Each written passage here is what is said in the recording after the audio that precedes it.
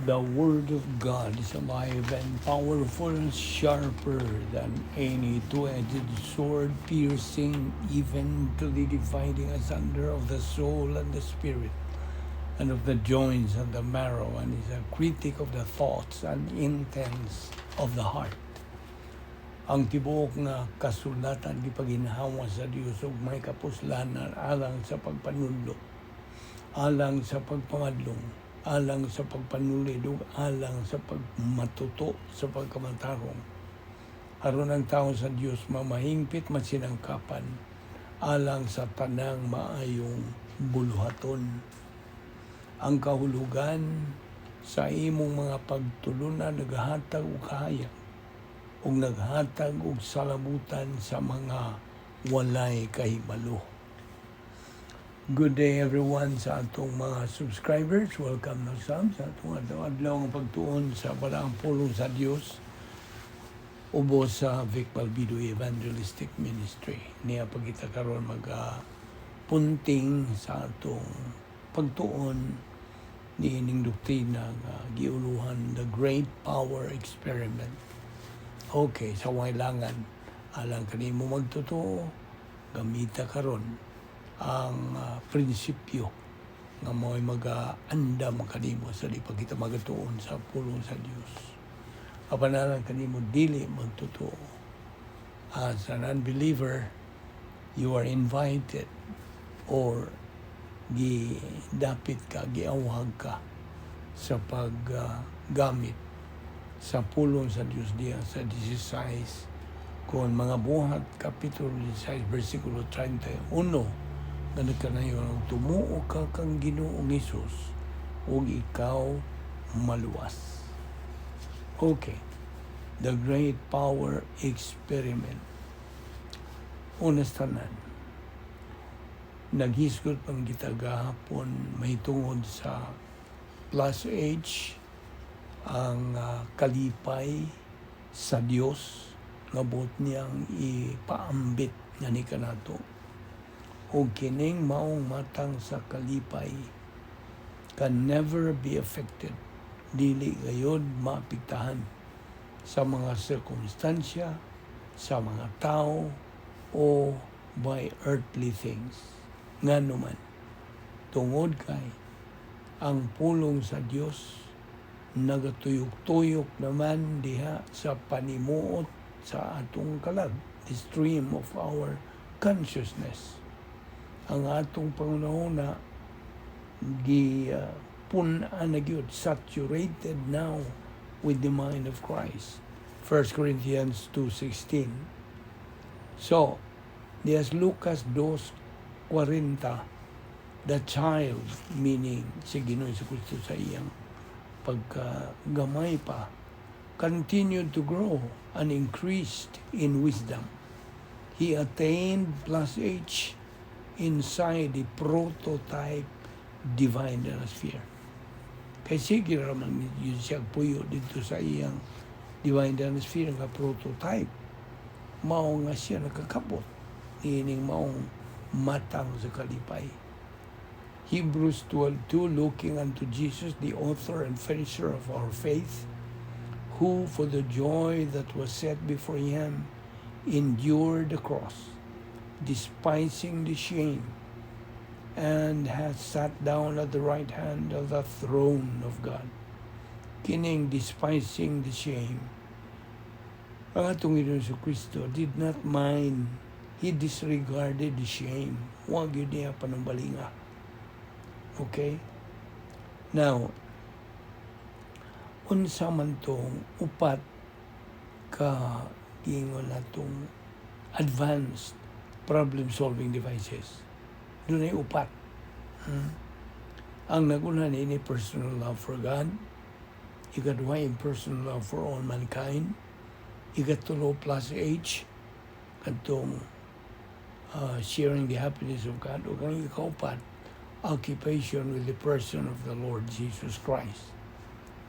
Now, ang usa ka magtutuo nga hamtong na mature believer nga nagabaton na siya sa maong matang sa kalipay plus age, will not fall apart under pressure. Iba ka nga no. Tungod kay ana siya niining mo matang sa kalipay to keep him strong. O nakapaligo niya. Sama niya itong nasinati ni Ginoong Jesucristo samtang siya nagaatubang, nagaantos dito sa cross. Ang atong Ginoong Jesucristo resisted the temptation to sin samtang siya nagapasaan sa tanan na itong mga kasalanan. So, ang great power experiment ni Ginoong Jesucristo kadto sa kapagpakita of the points of doctrine. A believer who stays inside sa iyang divine atmosphere, operational, makes him strong. May makapaliguan kaniya to face any circumstances in his life, whether adversity or prosperity. You see? Ang gahom sa Diyos is a sublime opportunity for every believer. Ug kini available 24/7, 365. Ang magtutuo is supposed to know God's perfect process unsaon pagpahimos niini aron nga siya madinaugon sa iyang espirituanong kinabuhi, eusedia or godliness. Una sa tanan, there is that feeling of the Holy Spirit o kini maangkon lamang pinagis paggamit sa magtutuo sa 1 Juan 1:9 nga prinsipyo. O mao nga siya makasuod dito sa operational divine atmosphere. Mora na higayon nga siya makasuod kung mugamit na siya sa 1 John 1:9 principle. Ugikan diha, meaning operational divine atmosphere, ang magtutuo makapahimulos na sa tanan nga mga kasangkapan nga gisangkap sa Dios kanato aron magamit sa atong espirituhan ng pagkinabuhi. So ang atong Ginoong Jesucristo migamit sa tanan, used all of God the Father's assets, mga kasangkapan, mga kaayuhan, like unsa sa mo pa lang sa iyang pagpuyo diya sa I'm talking about the Lord Jesus Christ. You see, ang iyang pagpuyo diya sa sulod sa prototype divine atmosphere o iyang gi-maintain kadtong kalipay nga sulod nun, hingpit ng kalipay plus H sulod niya itong prototype divine atmosphere. You see, ang personal sense of destiny na nabatunan ni Ginoong Jesucristo samtang nagagamit siya niya itong plus H Diyos ng kalipay o siya tutok nagtugid sa unahan sa iyang kadaugan, strategic victory. Inigabot na niya dito sa cross.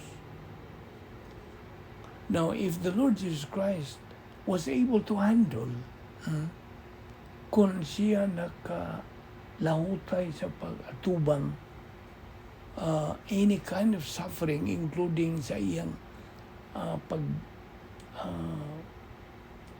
paghukom na niya dito sa cross by using God's power, kita nga magtutuo have also the same ability to handle and face any suffering in life. Nakuha niyo? Kung ang atong Ginoong umalikon, kung ang atong Ginoong Kristo nakahimo sa pag-atubang any kind of suffering, appeal na itong paghukom na niya dito sa cross, pinagi siyang paggamit sa gahom sa Diyos. Kita nga magtutuo has also the same ability to handle and face any suffering in life. You see? Sa diha nga itong Ginoong Kristo namatay dito sa cross, ang iyang lawas miadto sa lubnganan. Ang iyang tawanong espiritu mibalik ngadto sa Dios Amahan, apan ang iyang kalag went to Hades, miadto sa Hades aron sa duaw niadtong lugara sa tuyo of taking the captives kadtong mga believers to heaven. Iyan ang dadon kadtong mga magtutuo dito sa langit. Ikaduha, to proclaim, iyang iproklamar ngadto sa mga nangalaglag ng mga manulunda, mga demonyo nga didto sa Tartaros. Iyang giproklamar nga siya si Ginoong Kristo nagmadinaugo na batok ni Satanas. Kung paminaw, na ay mga tao nga modto sa linaw sa kalayo tungod sa desisyon silang kabubuton nga modto sila dito. Kasi muna, na may mga tao kung nangutan na bisan ako pangutan noon. Bek, nga naman nga na may mga tao modto sa impyerno o maimpyerno. Tama na ang tubag. People go to the lake of fire because of their volition's decision to go there. Ilang kabubuto na, tinuyuan silang buot. Di, way tao nga muadto sa impyerno tungod sa ilang mga sala or because they have not sinned. It's only because ilang gisalikway si Kristo ingon nga manluluwas. Mauna. Ayaw naghisgot may tungod sa sala. Kaya nasulbad na ni Ginoong Kristo dito sa cross. It is your decision to believe or to reject Christ as your Lord and Savior. Huwag desayo na tanga. Ang kaluwasan pinagi lamang sa pagtuo lamang kang Kristo lamang. So, sasagad akong ingon ni mo, it's a matter of choice. Para siya mong pagpili. Now, sa ato ng sigig tuon din nga, doon ay duha ka kategorya sa Great Power Experiment. Ang hypostatic union ni Ginoong Kristo o ang Great Power Experiment sa katuigan sa simbahan. Now, ang atong Ginoong Kristo sa iyang paggamit sa mga assets that God the Father gave him, wa siya mo gamit sa iyang omnipotente nga Diyos. He did not use his divine omnipotence. He remained perfect. Nagpadayon siya, padayon siya sa pagkahigpit, samtang dinhi pa siya sa kalibutan, even to the point of his physical death. Now, of course, believers of this church age, Great Power Experiment, mo ni ikaduha nga kategorya sa Great Power Experiment. Now, ang pagka-omnipotente sa Diyos ng Amahan, mo ay ligon, nagahatag o gahom kang Ginoong Kristo by restoring his body into a resurrection body. Imumabasa ka na sa mga buhat 2:24, Efeso 1:20, ug 1 Tesalonica 1:10.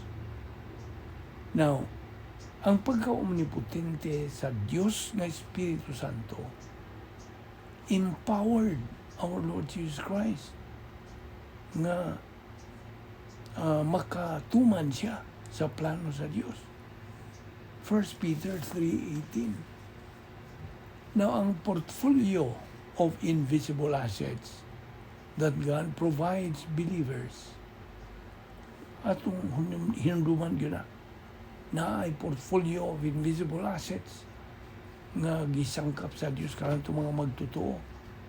Mao na nga diya sa 2 Corinto 5:7, wa na ta magalakaw pinagis makita, kundili pinagis sa pagtuo. We no longer walk by sight, but by faith. Now, dito sa miaging eternidad, in eternity past, ang Diyos misangkap kanato mga magtutuo ni ining portfolio of invisible assets. So, nanginahanglan kita sa pagtuo nga ato magamit to be able to move on sa atong espirituhanong kinabuhi. Pagtuo.